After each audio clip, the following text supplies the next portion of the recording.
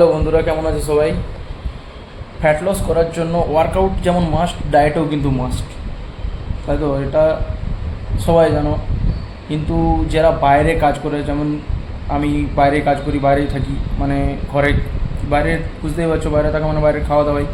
তো যতটা পাচ্ছি ছদিনে অনেক, মানে ছদিনে বলতে গেলে 1%ও আমি বাইরে খাবার খাইনি, 1%ও। তার জন্য বেনিফিট একটা হয়েছে, এনার্জি লেভেলটা হাই আছে, মানে বিরক্ত ভাব আর যেটা খেতে পারবো না এই নাই, ওই ভাবটা আলাদা, যে যা এনার্জি পাচ্ছি শরীরে একটা আলাদা, বাইরের খাবারটা ইগনোর করে। কিন্তু আরেকটা জিনিস কি, ঘরে যা নিজে জুটাই সেটাই খাই, কোনো করার নেই, নিজেকেই করে খেতে হয়।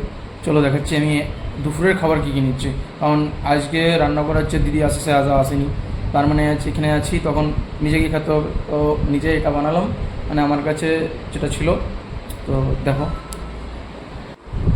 স্যালাড, টমেটো আর শসা, আর এটা ছিল মিক্স ফ্রুট, ওটস, সব কিছু মিক্স আছে, মতলব কাজু, কাঠবাদাম, চিস্তা, সূর্যবীজ, সব কিছু আছে, দুধ, ঠিক আছে, ওটস, সব কিছু মিক্স। এটা আর এটা এটা এখনের খাবার আমার।